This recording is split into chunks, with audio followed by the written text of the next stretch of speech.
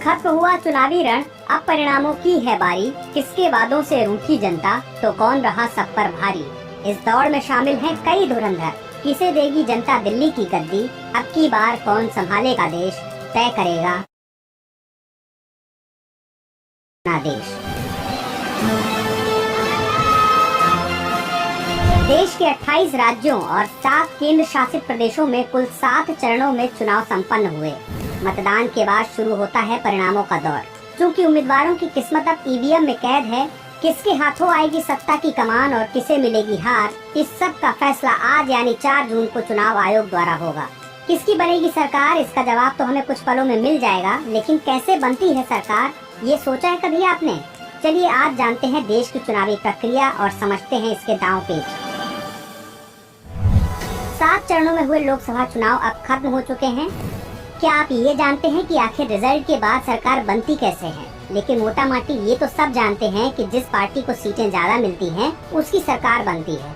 लेकिन अगर किसी पार्टी को उतनी सीटें ना मिले जितनी सरकार बनाने के लिए जरूरी होती हैं, तो फिर सरकार बनती कैसे है? इसके अलावा कैसे प्रधानमंत्री चुना जाता है, और क्यों सीधे जनता जैसे अपना एमएलए और एमपी चुनती है वैसे प्रधानमंत्री नहीं चुन सकती है?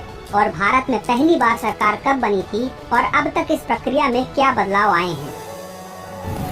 भारत एक विशाल और विविधतापूर्ण लोकतंत्र है, जहां चुनावों के बाद वोटों की गिनती और सरकार बनाने की प्रक्रिया अत्यंत महत्वपूर्ण और रोचक होती है। सबसे पहले बात करते हैं कि वोटों की गिनती कैसे होती है। दरअसल चुनाव खत्म होते ही ईवीएम यानी इलेक्ट्रॉनिक वोटिंग मशीन और वीवीपैट यानी voter verified paper audit trail को सील कर दिया जाता है और उन्हें सुरक्षित केंद्रों पर भेज दिया जाता है। इसके बाद प्रत्येक निर्वाचन क्षेत्र में निर्धारित गिनती केंद्र होते हैं, जहां पर वोटों की गिनती की जाती है। ये केंद्र आमतौर पर जिला मुख्यालयों में होते हैं। गिनती के दिन पहले ईवीएम को सुरक्षा के बीच खोला जाता है और हर एक मशीन के परिणामों को गिनकर संबंधित उम्मीदवारों के खाते में जोड़ा जाता है। फिर प्रत्येक विधानसभा क्षेत्र में 5 मतदान केंद्रों के वीवीपैट स्लिपों का मिलान ईवीएम परिणामों से किया जाता है। यह प्रक्रिया ये पुख्ता करती है कि ईवीएम में गिनती सही है। अब सभी ईवीएम और वीवीपैट की गिनती पूरा होने के बाद परिणाम घोषित किए जाते हैं और विजेता उम्मीदवारों के नाम सार्वजनिक किए जाते हैं। बेशक चुनावी प्रक्रिया पहले की तुलना में आसान हुई है, लेकिन कई बार मतगणना से पहले देश की राजनीतिक पार्टियों ने ईवीएम की विश्वसनीयता पर सवाल खड़े किए हैं। हालांकि इसे चुनाव आयोग ने सिरे से खारिज किया है। गौरतलब है कि चुनाव आयोग द्वारा ईवीएम की सुरक्षा के लिए बेहद कड़े इंतजाम किए जाते हैं। चूँकि ईवीएम को खास तौर से डिजाइन किए गए स्ट्रांग रूम में रखा जाता है, यह एक ऐसा कमरा होता है जहां की सुरक्षा अचूक होती है और केवल अधिकृत व्यक्तियों की ही वहां पहुंच संभव है। मतदान के बाद ईवीएम स्ट्रांग रूम में रखी जाती है और इनकी सुरक्षा के लिए चुनाव आयोग पूरी तरह से चाक चौबंद रहता है। देश में स्ट्रांग रूम में ईवीएम की सुरक्षा कुल 3 स्तरों पर की जाती है। वहाँ इसकी सुरक्षा के लिए केंद्रीय अर्धसैनिक बलों की तैनाती रहती है, जहां केंद्रीय बल स्ट्रांग रूम के भीतर की सुरक्षा देखते हैं, वहीं बाहर की सुरक्षा की कमान राज्य पुलिस बलों के हाथों में होती है। इसके साथ ही स्ट्रांग रूम की सुरक्षा की निगरानी जिले के डीएम तथा एसपी के हाथों में सौंपी जाती है। वहीं जब स्ट्रांग रूम की सीलिंग का वक्त आता है, तो उस दौरान राजनीतिक पार्टियों के प्रतिनिधि भी मौजूद रहते हैं और इसके साथ ही चुनाव आयोग द्वारा इन प्रतिनिधियों को भी अपनी तरफ से सील लगाने का अधिकार दिया गया है और इसी स्ट्रॉन्ग सुरक्षा के बीच गिनती होती है और यही प्रक्रिया पूरे दिन चलती है और रात तक लगभग सारा रिजल्ट आ जाता है। तो रिजल्ट तो आ गया, पर अब जानते हैं कि सरकार चुनी कैसे जाती है। रिजल्ट में बहुमत प्राप्त करने वाली पार्टी या गठबंधन सरकार बनाने का दावा करती है। लोकसभा में कुल 543 सीटें होती हैं, जिनमें से 272 सीटों पर जीतने वाली पार्टी या गठबंधन को बहुमत मिलता है। प्रत्येक चुनाव पश्चात राष्ट्रपति बहुमत दल के नेता को प्रधानमंत्री बनने हेतु आमंत्रित करते हैं। आमंत्रण स्वीकार करने के पश्चात संबंधित व्यक्ति को लोकसभा में मतदान द्वारा विश्वास मत प्राप्त करना होता है। इसके बाद विश्वास मत प्राप्ति के आदेश को राष्ट्रपति तक पहुंचाया जाता है, जिसके बाद एक समारोह में प्रधानमंत्री तथा अन्य मंत्रियों को पद की शपथ दिलाई जाती है और उन्हें प्रधानमंत्री नियुक्त किया जाता है। यदि कोई एक व्यक्ति लोकसभा में बहुमत प्राप्त करने में अक्षम होता है, तो यह पूर्ण रूप से राष्ट्रपति के विवेक पर निर्भर होता है कि वे किस व्यक्ति को प्रधानमंत्री पद प्राप्त करने हेतु आमंत्रित करें। इस विशेषाधिकार का प्रयोग अनेक अवसरों पर विभिन्न राष्ट्रपति कर चुके हैं।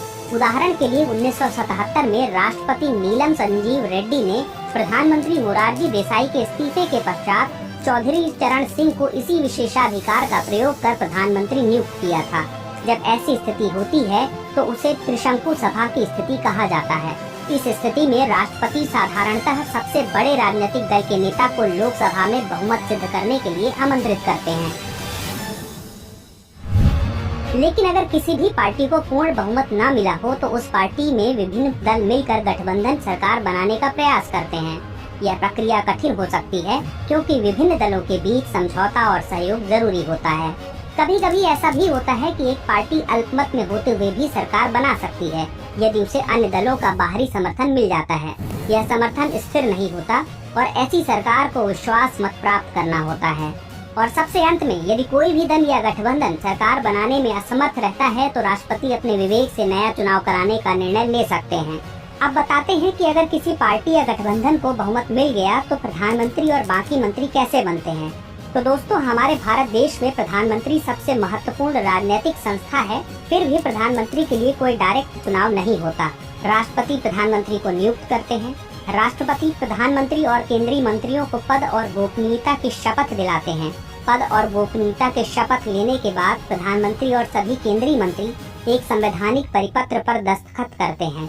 यह एक बेहद महत्वपूर्ण दस्तावेज होता है जो राष्ट्रपति या राज्यपाल द्वारा संरक्षित किया जाता है। दरअसल यही देश की लोकतांत्रिक व्यवस्था का संवैधानिक दस्तावेज होता है जो हमेशा सुरक्षित रहता है। प्रधानमंत्री या मुख्यमंत्री शपथ लेने के बाद कैबिनेट और राज्य मंत्रियों में विभाग का बंटवारा करते हैं। इसके बाद संबंधित मंत्री विभाग का विधिवत पदभार ग्रहण करते हैं और काम शुरू करते हैं। अगर किसी एक पार्टी का प्रधानमंत्री बन जाता है तो बाकी पार्टियों का क्या होता है। तो आपको बता दें कि एक विपक्ष का नेता भी चुना जाता है। विपक्ष का नेता बनने के लिए किसी दल को लोकसभा में 10% सीटें यानी 545 में से कम 55 सीटें प्राप्त होनी चाहिए। जो मुख्य विपक्षी दल का नेता होता है वो लोकसभा स्पीकर से संपर्क करता है और अपनी पार्टी का नेता घोषित होने की मान्यता प्राप्त करता है। विपक्ष के नेता को भी शपथ दिलाई जाती है और उन्हें आधिकारिक तौर पर लोकसभा में विपक्ष के नेता का दर्जा प्राप्त होता है। दोनों सदनों में विपक्ष के नेता को वर्ष 1977 में वैधानिक मान्यता दी गई थी और वे कैबिनेट मंत्री के बराबर वेतन, भत्ते और अन्य सुविधाओं के हकदार हैं। इसके बाद अगर पिछली लोकसभा का अध्यक्ष नवनिर्वाचित लोकसभा की पहली बैठक से ठीक पहले अपना पद खाली कर देता है तो राष्ट्रपति लोकसभा के एक सदस्य को प्रोटेम स्पीकर के रूप में नियुक्त करता है। प्रोटेम एक लैटिन वाक्यांश है जिसका अर्थ होता है कुछ समय के लिए। अर्थ के अनुरूप ही प्रोटेम स्पीकर पद एक अस्थायी स्पीकर होता है जिसे सीमित अवधि के लिए ही नियुक्त किया जाता है। दिलचस्प बात यह है कि संविधान में प्रोटेम स्पीकर शब्द का स्पष्ट रूप से उपयोग नहीं किया गया है। वहीं इस पद के लिए आमतौर पर सदन के सबसे वरिष्ठ सदस्य का चयन किया जाता है। प्रोटेम स्पीकर को राष्ट्रपति द्वारा शपथ दिलाई जाती है। वह नई लोकसभा की पहली बैठक की अध्यक्षता करता है और उसके पास अध्यक्ष की सभी शक्तियां होती हैं। इसका मुख्य कार्य नए सदस्यों को शपथ दिलाना और लोकसभा को नए अध्यक्ष का चुनाव करने में सक्षम बनाना है। जब सदन द्वारा नए अध्यक्ष का चुनाव कर लिया जाता है तब प्रोटेम स्पीकर का कार्यकाल समाप्त हो जाता है। अब एक सवाल आता है, पहली बार सरकार कैसे बनी थी? स्वतंत्र भारत का पहला चुनाव 1951-52 में हुआ था। इस चुनाव में भारतीय राष्ट्रीय कांग्रेस को भारी बहुमत मिला और जवाहरलाल नेहरू देश के पहले प्रधानमंत्री बने। यह चुनाव भारत के लोकतांत्रिक इतिहास का एक महत्वपूर्ण अध्याय था। समय के साथ चुनाव और सरकार बनाने की प्रक्रिया में कई बदलाव आए हैं, जैसे ईवीएम और वीवीपैट जैसी तकनीकों का प्रयोग शुरू हुआ है, जिससे मतदान और गिनती की प्रक्रिया अधिक पारदर्शी और विश्वसनीय बनी है। वहीं दूसरी तरफ देखें तो चुनाव आयोग और न्यायपालिका की भूमिका बढ़ी है, जिससे चुनाव प्रक्रिया में सुधार और पारदर्शिता बढ़ी है। गठबंधन राजनीति का उदय हुआ है, जिससे सरकार बनाने की प्रक्रिया में जटिलता बढ़ी है। सही निर्णय लेने में डिस्कशन बढ़ा है।